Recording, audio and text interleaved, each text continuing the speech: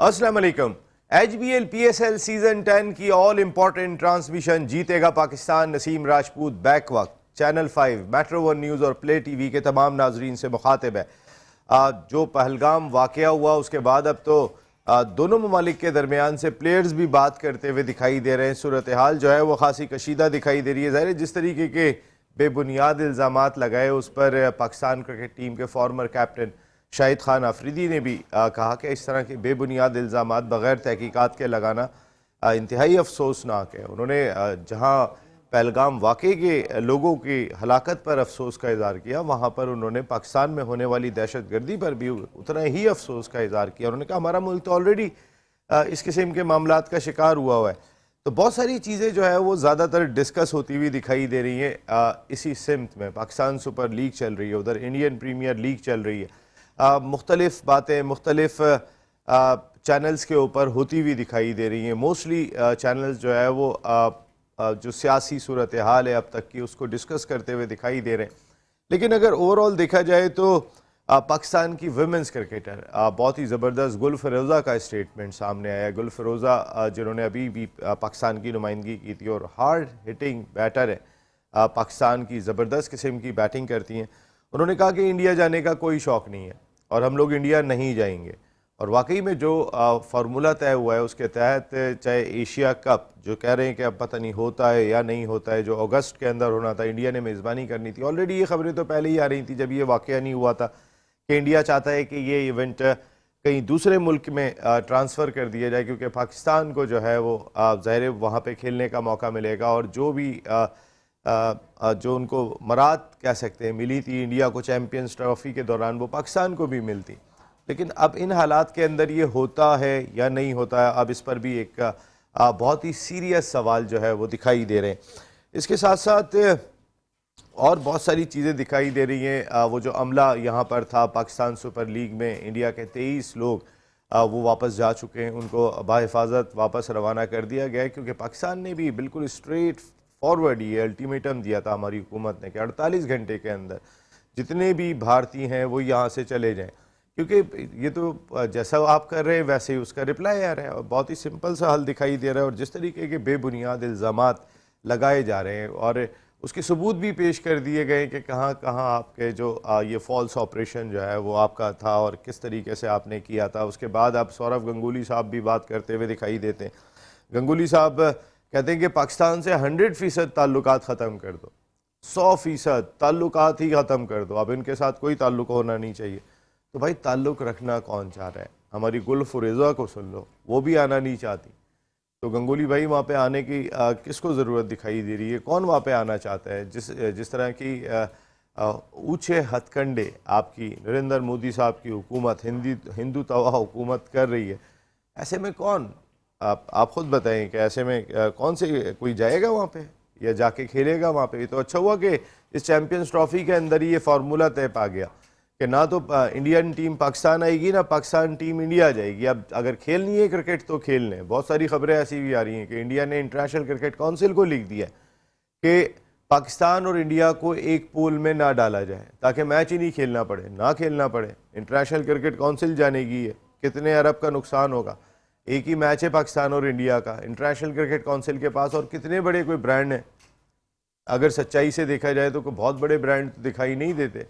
Australia, England बहुत बड़ी cricket होती है, इसमें कोई शुबा नहीं है। लेकिन पाकिस्तान इंडिया का जो अपना एक वो तो एक अनफॉर्चुनेट है कि रिसेंट पास्ट में हमारी क्रिकेट इतनी स्ट्रॉन्ग नहीं रही। लेकिन ये क्रिकेट के मामलात हैं, जहाँ पर मुल्क की बात होती है वहाँ पर बिल्कुल डिफरेंट चीज़ जो है वो सामने आती है।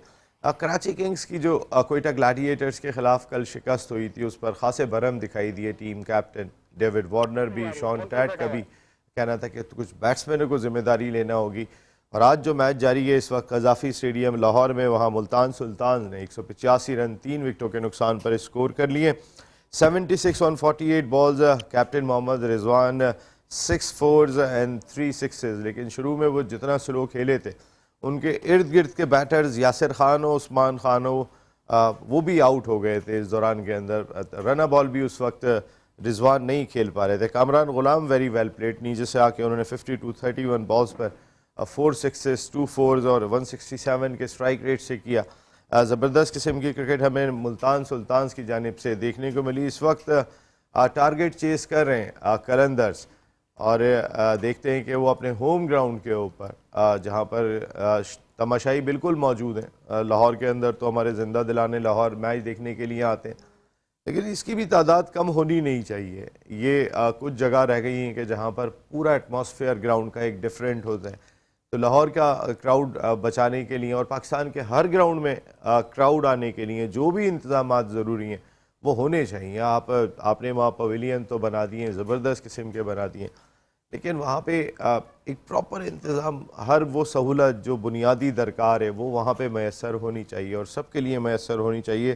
क्राउड आएगा जब ही उनका इंटरेस्ट जो है वो डेवलप होगा, जब फैसिलिटीज़ जो बुनियादी फैसिलिटीज़ हैं वो मेयारी और काफ़ी बेहतर होनी चाहिए। बात करेंगे इन सारे इशूज़ पर, आज के मैच को भी डिस्कस करेंगे। हमारे साथ गुफ्तगू के लिए मौजूद हैं पाकिस्तान के फॉर्मर फर्स्ट क्लास क्रिकेटर, एक बड़े डिपार्टमेंट के स्पोर्ट्सर है, बड़े सीनियर हमारे क्रिकेटर हैं।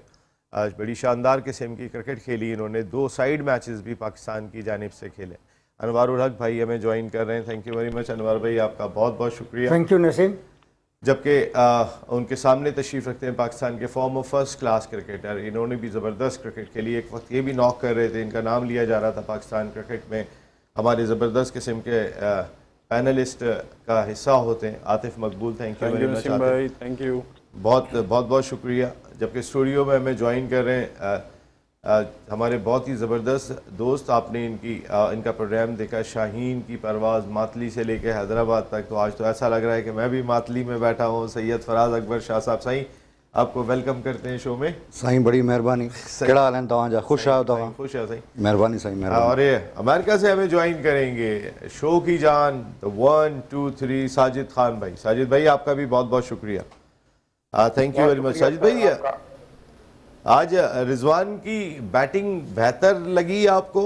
अगर जिस तरीके की आज रिजवान ने बैटिंग की है, 76 रन स्कोर करने में कामयाब हुए, लेकिन शुरू में वो जितने स्लो थे उनके इर्द गिर्द, उस्मान की बात करूं मैं, यासिर की बात करूं, मेरे ख्याल है उन पे थोड़ा सा प्रेशर तेज खेलने का होता है। जी साजिद भाई। बहुत शुक्रिया नसीम भाई, बहुत अनवार भाई को, आतिफ मकबूल को, सैयद फराज साहब को और आपको दुनिया भर में बैठे न्यूज चैनल 5 प्ले चैनल का प्रोग्राम पसंद करने का बहुत शुक्रिया। पूरी दुनिया में सोशल मीडिया और हमारे तीनों मालकन की कोशिश से जीत लफ्ज है पाकिस्तान, और पाकिस्तान पूरी दुनिया में जिस मोहब्बत से खुलूस से सबको बाजी पीछे छोड़ देता है। बहुत इंपॉर्टेंट सवाल किया, toss win the matches. Lahore Qalandar ने टॉस जीता जरूर, और जिस तरह टॉस जीत के मैं समझ रहा था बैटिंग पैराडाइज क्रिकेट में जो फैसला किया तो यकीनी तौर पर बैकफायर कर गया मेरे हिसाब से। मगर यकीनी तौर पर इनपुट डाला जो रिजवान के साथ जो ओपनर करने आए थे, जैसे कि मैंने पहले भी कहा था, ये है पाकिस्तान के 2020 के प्लेयर जो यकीनी तौर पर आउट होने से नहीं डरते, जिसने हारिस को छक्का मारा जो पाकिस्तान के बॉलर। तो यही पावर प्ले का इस्तेमाल करना चाहिए। बैटिंग पावर प्ले का मकसद साजिद भाई बहुत अच्छा पॉइंट, साजिद भाई आपने बहुत अच्छा पॉइंट रेज किया। यासिर खान का जो पुल मारा था उन्होंने हारिस रऊफ को, चढ़ के आ रहे थे, बहादुरी भी चाहिए और थोड़ी सी इंटेंट, प्रॉपर शॉट्स तो मारे। हसन नवाज मुझे ऐसा लगता है थोड़ा सा मिस फायर है उन्हें, और वो है दिलेर, हसन नवाज बहुत दिलेर है, लेकिन मेरे ख्याल है अपने शॉट्स को और थोड़ा रिफाइन करना चाहिए। यासिर के शॉट्स थोड़े से रिफाइन है साजिद भाई मेरे ख्याल में, और आउटस्टैंडिंग है। देखिए नसीम भाई बहुत आउटस्टैंडिंग है, बैट का फ्लो देख लें, जिस तरह बैट को स्विंग करते हैं ना, तो बॉल पे चढ़ के खेलते हैं, तो हाइट अच्छी है, लिफ्ट बहुत अच्छा करते हैं। इसी तरह की हमें पावर प्ले की बैट्समैनों की जरूरत है, तो यकीन तौर से अटैकिंग क्रिकेट खेली। तो मैं ये समझता हूँ इस तरह के प्लेयरों को जरूरत है उनके फौरी तौर पर। अब तो खैर नसीम भाई के सिलेक्टर जो मौजूद है तो क्या टीएडी नहीं मिल रहा, तो सिलेक्टर जो अभी तक है वो मेरे पास तो ये इतलात है वो सिलेक्टर मैच देखना चाहते हैं, उनको देखने की क्या आपके पास ऐसी खबर है? जो पाकिस्तान के अभी तक तो मौजूद जो सिलेक्टर है वो पाकिस्तान सुपर लीग के मैचेस ग्राउंड में जाके देखना चाहते हैं, तो वो अभी तक ग्राउंड में मौजूद थे। किसको मुतासर करना चाह रहे हैं? अगर कोई अच्छा ब्रांड निकल के आ रहा है पाकिस्तान सुपर लीग में, जैसे यासिर की बात करें, नौजवान टैलेंट पिशावर के फास्ट बॉलर की बात करें, आउटस्टैंडिंग उससे बॉलिंग की। और दूसरी चीज आप ये देखें ना, जो चीज अच्छी है, दूसरी चीज आपने बात की रिजवान के हवाले से, तो रिजवान ने यकीनी तौर पर हमेशा की तरह जो पावर प्लेयर है बहुत ही स्लो स्टार्ट किया, स्लो स्टार्ट करने के साथ अपने एक एंड से विकेट को लेके खड़े रहे और स्कोर बोर्ड को लेके चलते रहे, तो आखिर तक खेलते रहे। 180 का स्ट्राइक उनको दे दिया लाहौर कलंदर को। तो मैं समझता हूँ आखिरी 5 ओवर में जो है ना, तो मुल्तान सुल्तान गेम में वापस आई है। तो वो मुल्तान के जो उन्होंने तमाम जो बैटिंग रनआउट था, जो बैटिंग स्ट्राइक हम कहते हैं, वो कवर करने की कोशिश की है रिजवान ने तो आखिरी 5 ओवर में। और दूसरी चीज, नसीम भाई, अनवार भाई, आतिफ मकबूल भाई, सईद फराज साहब, ये जो हमने कामरान गुलाम को एक ऐसा बड़े अरसे बाद देख रहे हैं, आज थोड़ा बैटिंग के टच में नजर आया है। तो इस तरह के प्लेयर जो पाकिस्तान के लिए खेले, टेस्ट में खिलाड़ी बने, टेस्ट में 100 किए, ओडीआई में 100 करे, क्या उनका नंबर इतने नीचे है वो डिजर्व करते हैं? तो ये तमाम चीज उनकी मैनेजमेंट को सोचना चाहिए था।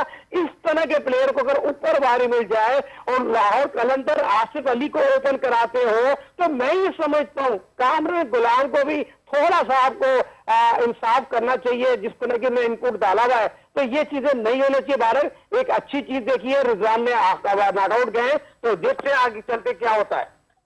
नहीं, नॉट आउट गए, 76 रन 48 बॉल्स पे उन्होंने स्कोर किए। क्या ये पिच अनवार भाई आपको ऐसी लगी कि जिसके ऊपर टीम का कैप्टन नॉट आउट जाए और 76 रन स्कोर करे 48 बॉल पर?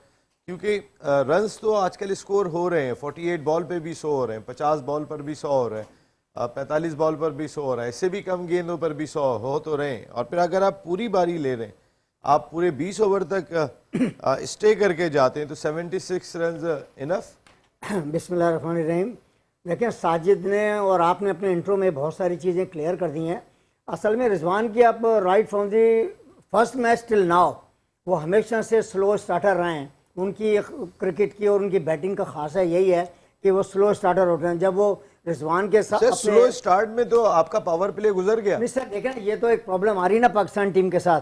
हमें यहाँ पे जो थिंक टैंक बैठा है या सिलेक्टर्स बैठे हैं या कोचेज जो बैठे ना, उनको जिस तरह से आज उस नए बच्चे ने जिस तरह बैटिंग किया है, जिस तरह उसने हारिस पे अटैक किया है, देखिए हमें इस तरह के प्लेयर की ज़रूरत है। चाहे वो 30 रन करें, अगर वो 12 बॉलों में रन करते हैं तो 200 प्लस के स्ट्राइक रेट से करते हैं। अगर इसी तरह के आपके 1-2 लड़के पाकिस्तान में इस तरह आ जाएंगे तो देखें ये जो पावर प्ले का जो एक एडवांटेज है ना, वो लेना बहुत ज़रूरी है। वो उनको पहले क्वेश्चन दिया करते थे फ़खर, क्योंकि Fakhar out of the way जाके और अपने आउट ऑफ द बॉक्स जिस तरह वो हिटिंग करते थे, तो ये अपने काम एंड क्वाइटली 60, 70, 50, 60 रन करते थे। मुझे इनकी बैटिंग के ऊपर कोई शक व शुबात नहीं है, मगर इस ब्रांड ऑफ क्रिकेट के लिए असल में उसकी इंटेंट जो आपने बताई है वो इसी तरीके से होनी चाहिए कि फेयरलेस क्रिकेट, बेखौफ ख़तर होकर क्रिकेट खेलनी चाहिए। क्योंकि इस T20 का खासा यही है कि अगर आपके 40 रन 20 बॉलों पे होते हैं या आपके 60 रन अगर 60 बॉलों पे होते हैं, तो वो 60 रन किसी काम के नहीं हैं, इसलिए कि वो टीम की रिक्वायरमेंट नहीं है और इस क्रिकेट की रिक्वायरमेंट नहीं है। तो लिहाजा मैं कोई क्रिटिसिज्म नहीं कर रहा हूँ रिजवान को, मैं ये कह रहा हूँ, ये मेरा एक मौक़िफ़ ये है कि इस क्रिकेट में आपको right from the first ball till last एक ही उस पर खेलना चाहिए। हाँ, अगर बैक टू बैक विकेट्स गिर जाती हैं तो पीछे वाले बैट्समैनों को चाहिए कि वो ज़रा संभल के खेलें, इसलिए कि वो प्रोफेशनलिज्म आ जाता है। और रही जहाँ तक कामरान गुलाम की बात, तो देखें ये उसके साथ ज़ाती है। ये देखें ये पाकिस्तान का वो खिलाड़ी है जिसने एक मकसद के हिस्ट्री में एक नाम पैदा किया है कि हाईएस्ट रन पाकिस्तान क्रिकेट में कैलेंडर ईयर में किए हैं। इसने सादत अली का रिकॉर्ड तोड़ के फर्स्ट क्लास क्रिकेट में हाईएस्ट रन इन ईयर किए हैं। तो लिहाजा इनको मिसट्रीट किया जा रहा है, नंबरों पे भेजा नहीं जा रहा। गुलाम ने किए? जी अच्छा, जी कामरान गुलाम ने फर्स्ट क्लास क्रिकेट में जो है वो रिकॉर्ड किया है फर्स्ट क्लास क्रिकेट में। अभी इस साल जो किया है? पिछले साल की बात है। अच्छा, पिछले साल। तो मगर इस तरह के जो लड़के हैं उनको आप पाइपलाइन के अलावा उनको पूरा मौका देना। जिस तरह पे भी आप प्लेयरों को दे रहे हैं, उनको कंसिस्टेंटली मतलब लगातार खिलाएं, कंसिस्टेंट मौका मिलना चाहिए। ये बात बिल्कुल सही अनवार भाई ने भी कही। और फिर अगर जिस तरह रिजवान 20 ओवर पूरे खेल कर गए, अगर ये 20 ओवर यासिर खेल जाएं या उस्मान खेल जाएं, तो टीम का स्कोर जो 185 हो रहा है ये 210 पे चला जाएगा। और एकदम से जो है वो मोमेंटम जो है वो मैच का भी ऑटोमेटिकली, क्योंकि वो ज़रा दिलेरी के साथ चढ़ के आके गेंद पे हिट कर रहे हैं, तो बेखले वो 200 से ऊपर जा सकता है अगर ये इस तरह का बैटर रुके। जी बिल्कुल, जिस तरह से आज रिजवान ने नो डाउट 76 किए, लेकिन वो 76 किसी काम के नहीं है। मैं ये समझता हूँ, देखें जिस तरह का पिच था, लाहौर का फ्रेश पिच है, अच्छा बैटिंग ट्रैक होता है जहाँ पर क्रिकेट होती है, देखिए इस तरह से अगर रुजवान यही सर्किल की तरह यही सर्किल में यही अगर इनिंग खेलते रहेंगे और जो रिक्वायरमेंट है टीम की, जो पिच की रिक्वायरमेंट है, अगर उस हिसाब से नहीं खेलेंगे तो ये फिर टीम के साथ ज्यादती है। जो हमारे ओपनर्स हैं डोमेस्टिक के, जो और भी बेंच पे बैठे हुए ओपनर्स हैं, उनके साथ ज्यादती हो रही है। तो ये ऑलमोस्ट नजर आता आ रहा है। जो अभी जैसे सिलेक्शन कमेटी आती है या कोचिंग स्टाफ आता है, जो भी है, तो उनको ये चीज नजर आनी चाहिए कि यार जिस बंदे का स्ट्राइक रेट ही 100 से ऊपर नहीं है, 100-110 है, वो क्या सर्किल को अच्छा मैनेज कर सकेगा, इवन के बाबर हो या रुजवान हो। तो मैं ये समझता हूँ, देखें जिस तरह अगर आज के मैच को आप देखें तो इसमें मेरे हिसाब से 20-25 रन कम हुए हैं, क्योंकि अगर आप 10 ओवर में 70 रन है और 70 के बाद आपने आउट कोई भी नहीं हुआ, 10 ओवर आप पूरे खेल गए, इफ्तिखार पीछे बैठा रह गया, ब्रेसवेल पीछे बैठा रह गया, जिनका स्ट्राइक रेट 140 है। तो ऐसे प्लेयरों को आपने देखें जाया कर दी ना, इनिंग अपनी बनाने की वजह से आपने वो 2 प्लेयर जाया कर दिए। अगर शायद वो 2 प्लेयर अंदर आते तो हिटिंग चांस एबिलिटी ज्यादा बढ़ जाती और शायद 220 या 225 का टारगेट होता। तो ये चीजें हैं, अब ये चीज देखनी चाहिए। जो भी सिलेक्शन कमेटी आती है या कोचिंग स्टाफ आता है तो उनको नहीं, आपने बड़ा अच्छा पॉइंट रेस किया है यहाँ पर कि कामरान गुलाम जहाँ पर 52 रन 31 गेंदों पर स्कोर कर रहे हैं, वहां पर इफ्तिखार अहमद के या ब्रेसवेल के चांस और ज्यादा हैं। जी वो इनसे ज्यादा और तेज खेलने की एबिलिटी रखते हैं तुरंत, और वो दोनों बैटिंग के लिए नहीं है। ऑब्वियसली, बिल्कुल। देखिए यही चीजें होती हैं एक अच्छे कप्तान की जो नजर आती है। अगर वो अपनी, जैसे सरफराज की एक मिसाल दे दें, यूनुस खान की एक मिसाल दे दें, तो वो ऐसे प्लेयर्स थे जिन्होंने अपनी टीम को यूटिलाइज किया। वो उनको खुद भी नजर आ रहा था, कभी सरफराज ने बैटिंग के हवाले से ऊपर आने की कोशिश नहीं की, क्योंकि जो टीम की रिक्वायरमेंट थी उसको पता था कि यार मेरे ओपनर्स या मेरे मिडिल ऑर्डर्स जहां भी है वो उनको उसी हिसाब से मैं सेट करूं और मैं टीम के साथ लेकर चलूं। कप्तान का होता ही ये कि यार कप्तान लीडिंग फ्रॉम फ्रंट होता है।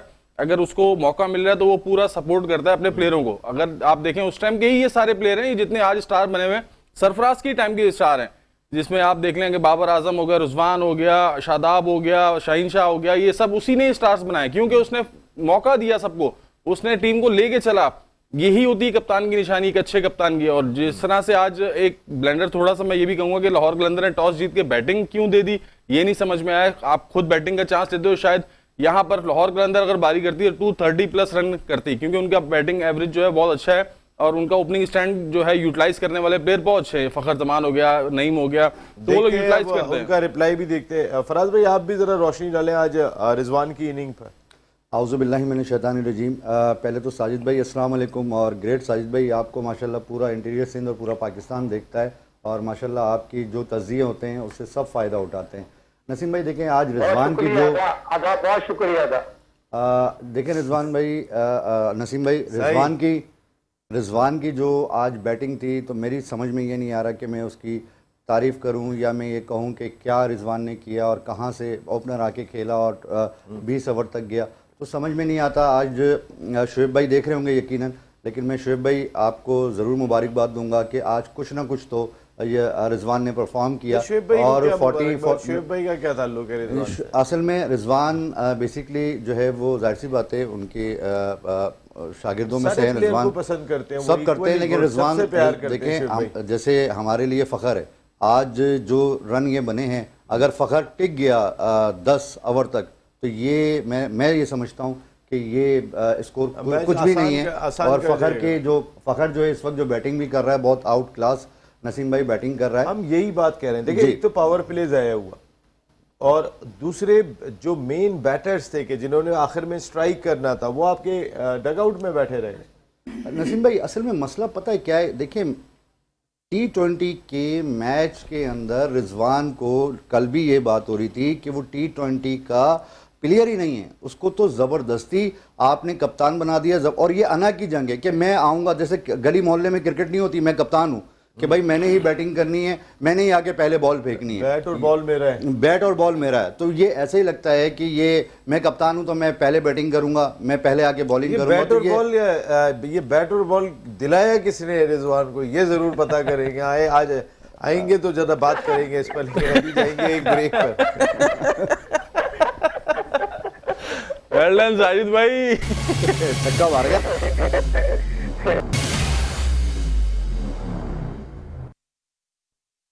जीतेगा पाकिस्तान HBL PSL सीजन 10 की ट्रांसमिशन में एक मरतबा फिर आपको खुशामदीद कहते हैं। मुकाबला चल रहा है इस वक्त कलंदर्स वर्सेस सुल्तान्स और कलंदर्स ने अपने बहुत ही बड़ी और इम्पॉर्टेंट विकेट फ़खर जमान की सूरत में गंवा दी है, जिन्हें मोहम्मद हसनैन ने आउट किया। हसनैन को अब तक मौके नहीं मिल रहे थे इस सीज़न 10 में, लेकिन एक बड़ी कीमती विकेट उन्होंने सुल्तान्स को दिलाई है और उसके बाद लाजमी तौर पर एक मैच में कमबैक करने का मौका होगा, लेकिन डैरिल मिचेल, अब्दुल्ला शफीक और बड़ी बैटिंग दिखाई देती है कलंदर्स की और बड़ी अच्छी बॉलिंग करना पड़ेगी इस मैच को जीतने के लिए या मुल्तान सुल्तान्स को। तो फिर कुछ मुकाबले जिनकी हम बात कर रहे थे कि इतनी कॉम्पिटिटिव क्रिकेट नहीं हो रही है, लेकिन अब लग रहा है कि वो कॉम्पिटिटिव क्रिकेट हमारी PSL में वापस आती हुई दिखाई दे रही है और ये आनी चाहिए, ये बहुत ही इंपॉर्टेंट दिखाई देता है।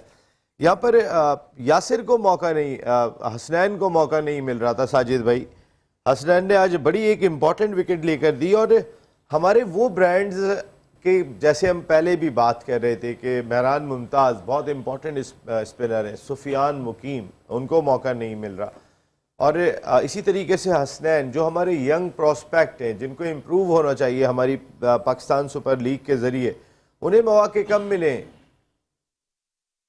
देखिए नसीम भाई, बहुत इंपॉर्टेंट सवाल किया। पाकिस्तान सुपर लीग में अगर हसनैन जैसा जो अदा मेरे साथ मौजूद है, सैयद फराज साहब, यकीन तो हैदराबाद के दिल्ली में जब बच्चा 1 करोड़ रुपया अपनी पर्सनल लगाए और अपनी पर्सनल ट्रेनिंग पे जाके और इंग्लैंड जाके इलाज करे, पाकिस्तान क्रिकेट बोर्ड सपोर्ट ना करे, तो सैयद फराज साहब जैसे लोगों को क्रेडिट देना पड़ा। जिस मुश्किल के दौर में लड़का जाता है इंग्लैंड में और इंग्लैंड में जाते हैं, ट्रीटमेंट करने के बाद आता है, पाकिस्तान की क्रिकेट खेलता है, पाकिस्तान कप खेलता है, आउटस्टैंडिंग क्रिकेट खेलता है। फिर मुल्तान सलाम के ऑनर अली तरीन साहब कहते हैं, आप देखिएगा पाकिस्तान सुपर लीग में वर्ल्ड फास्टेस्ट बॉलर आपको मिलेगा मोहम्मद हसनैन जैसा बॉलर। उसके बाद कप्तान रिजवान जो है उसको सही मौके नहीं देते, 2 ओवर उससे कराते हैं, नसीम शाह के भाई से 4 ओवर करा देते हैं। वो भी हमारा बच्चा है, वो भी पाकिस्तान का बच्चा है, मगर सवाल ये पैदा होता है बॉलर को कॉन्फिडेंस देना कप्तान का काम होता है, मैनेजमेंट का काम होता है। आज उस बच्चे में तमाम सलाहियतें मौजूद हैं, जैसे कि मैंने बोला उससे तमाम अच्छा रनाब है, पाकिस्तान की तमाम क्रिकेट खेलते आ रहा है, पाकिस्तान की तरफ से हैट्रिक भी बना चुका है। तो मैं ही समझता हूँ इनको मिलना चाहिए सुफियान मुकीम जैसा बॉलर जो पाकिस्तान का बॉलर हो, पाकिस्तान सुपर लीग में ना खेल रहा हो। तो ये तमाम चीजों को सोचे नहीं में आगे जा रहे हैं पीछे जा रहे हैं। बहुत इंपॉर्टेंट मैच खेला जा रहा है लाहौर कलंदर वर्सेस सुल्तान, मगर यहाँ पर जो मैच जो फखर की बात की जाए, देखिए गैर जिम्मेदारी इनिंग देते हैं। फखर की बात किस रहे भाई, आप 100 ओवर 20 खेल चुके हैं, टीम आपकी डिपेंड करती है, अपनी मर्जी से रन बनाएंगे, यहाँ आपकी टीम को जरूरत थी और पिच में ऐसा कुछ भी नहीं है। मगर ये गैर संजीदा क्रिकेट खेलते हैं, गैर मियारी क्रिकेट खेलते हैं। प्लेयर वही होता है जो हर मैच में रन बनाना जानता हो, पावर प्ले का इस्तेमाल करना जानता हो। तो हम सिकंदर रजा की तारीफ क्यों कर रहे हैं? सिकंदर रजा लाहौर कलंदर के लिए नीचे से आके रन बना के चले जाते हैं। आज भी सिकंदर रजा पे मैच चले जाएगा और या लाहौर अगर मैच जीतेगी तो अहम रोल प्ले, लाहौर मैच जीतेगी नहीं जीतेगी, लेकिन शुएब हबीब भाई के मवक्किल जो कहीं यहाँ पे मौजूद है उनके मुताबिक लाहौर कलंदर्स ये मैच जीतेगी। बस एक बात मैं ये कहना चाह रहा था, मवक्किल कहते हैं फेवरेट है। मैं ये कहना चाहता था, देखिए इस PSL क्रिकेट से सबसे पहले तो हमको ये अंदाजा लगाना चाहिए कि इस क्रिकेट से हमारे पाकिस्तान के, तो ले लीजिएगा उन्हें कि कैसे कह सकते हैं ये बात, हमारे पाकिस्तान के क्रिकेट को क्या फ़ायदा पहुंच रहा है। पहले हमें ये इस बात का असेसमेंट करनी चाहिए। PSL एक देखा जाए तो पैसे की क्रिकेट है ना, अगर कोई फॉरनर या जो भी आता है आउट भी होता है और रन भी करता है, उनकी सेहत को असर नहीं पड़ रहा क्योंकि उनका तो कॉन्ट्रैक्ट होता है। मैं एक बात कहना चाह रहा हूँ, जी मैं एक बात अनवर भाई, मैं सिर्फ इतनी सी बात कह रहा हूँ कि शुएब मलिक अपना प्राइम गुजार चुके हैं, लेकिन इन सारे बच्चों का प्राइम अभी आ रहा है, इनका प्राइम आना है। यही मैं आपसे कहना चाह रहा हूँ कि अगर पाकिस्तान क्रिकेट बोर्ड को अगर इस बात पर कोई एतराज़ ना हो या ICC की कोई कंडीशन नहीं है, तो मैं ये कहना चाहता हूँ कि आपने इमर्जिंग प्लेयर एक रखा है ना, मेरे ये मौक़िफ़ है और मैं पाकिस्तान क्रिकेट बोर्ड को भी एक रिक्वेस्ट करता हूँ कि एटलीस्ट कम से कम अंडर 19 के भी 2-2 प्लेयर हर टीम के अंदर रखें। देखिए पाकिस्तान क्रिकेट को फ़ायदा जब भी होगा PSL कराने का, उनको एक्सपोजर मिलेगा।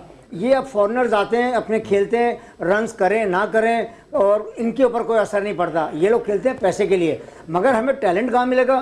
टैलेंट इन अन्य लड़कों से मिलेगा जैसे एक एमर्जिंग प्लेयर हैं। अभी आपने अली रज़ा की बात की है, खुदा का वास्ता इन लोगों को, ऐसे लोगों के हत्थे ना चढ़ा दिएगा उसको कि कहीं वो अपनी बॉलिंग ही भूल जाए। वो बेहतरीन गेंद कर रहा है, सिर्फ उसे अपनी फिज़िक और अपनी ग़िज़ा और एक हार्ड वर्क करना चाहिए। जो 4 डे क्रिकेट या कादिम ट्रॉफी ये जब खेलेगा तो ये और निखर के आ जाएगा, क्योंकि it is too early to say something. अभी ये बच्चा है, इसको एटलीस्ट कम से कम अभी फर्स्ट क्लास क्रिकेट जितनी खेलने देंगे तो उसके मजबूती भी आएगी और उसका पता भी चलेगा, क्योंकि ये देखो, अभी 20 तगड़ा क्रिकेट- होने दें। जी, इसको एटलीस्ट और तगड़ा होने दें और इतनी जल्दी जल्दी इसको भी ना करें। हाँ। लेकिन ये कि पीएसएल में अली रजा ने बहुत इम्प्रूव खुद को शो किया है, और ये बात बिल्कुल सही है अनवार भाई की कि भाई थोड़े से तगड़े हो जाओ, सर कुछ मैंने खाओ तो पियो। बहुत पहले कह दिया सर, मेरे को तो क्रेडिट दे।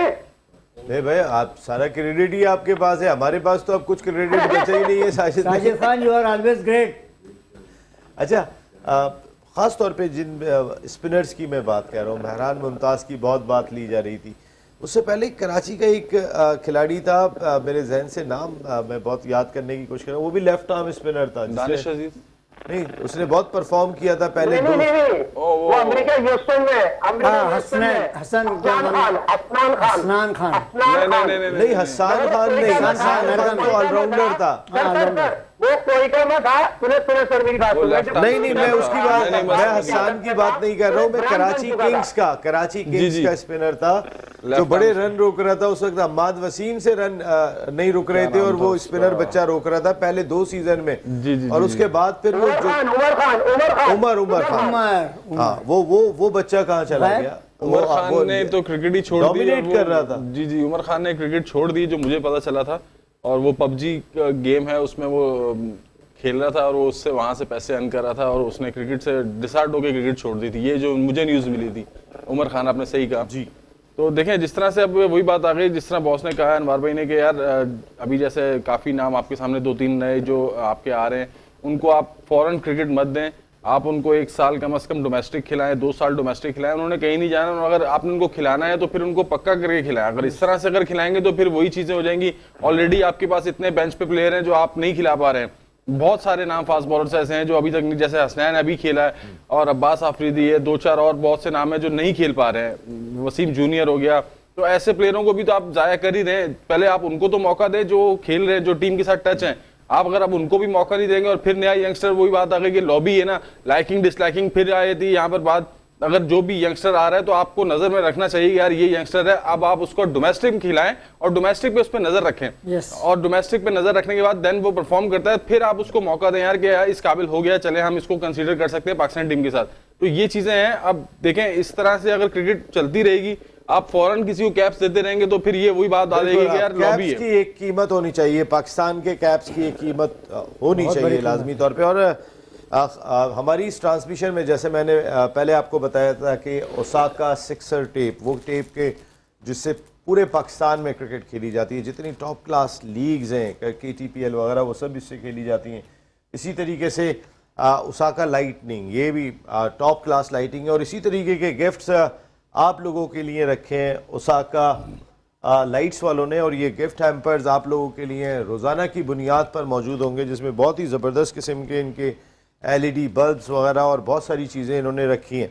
उसमें बहुत सिंपल सा सवाल होगा, एक सवाल होगा हमारे जितने भी ऑडियंस हैं, आप तमाम लोग जो कॉल्स के ज़रिए आके जवाब दे सकते हैं। एक आपके साथ सवाल किया जाएगा, एक सवाल करेंगे हम अपने पैनलिस्ट से, और वो पैनलिस्ट उसका जवाब देते हैं तो फिर वो इनाम के हकदार होंगे। और ये KTPL की एक बॉल है कि जो हम आपको स्क्रीन के ऊपर चलाएंगे, वो दरमियान के अंदर रुकेगी। तो फिर मेरा ख्याल है कि ओसाका का जो ये गिफ्ट हैम्पर है, मेरे ख्याल है पहला सवाल चला दें जी, जो हम अपने नाजरीन से करें, फिर ब्रेक पे जाएंगे, कुछ इनको सोचने का मौका दें। और ये जो सवाल किया जा रहा है वो हमारे पैनलिस्ट के साथ किया जा रहा है। जनाब अली चलाएं जनाब।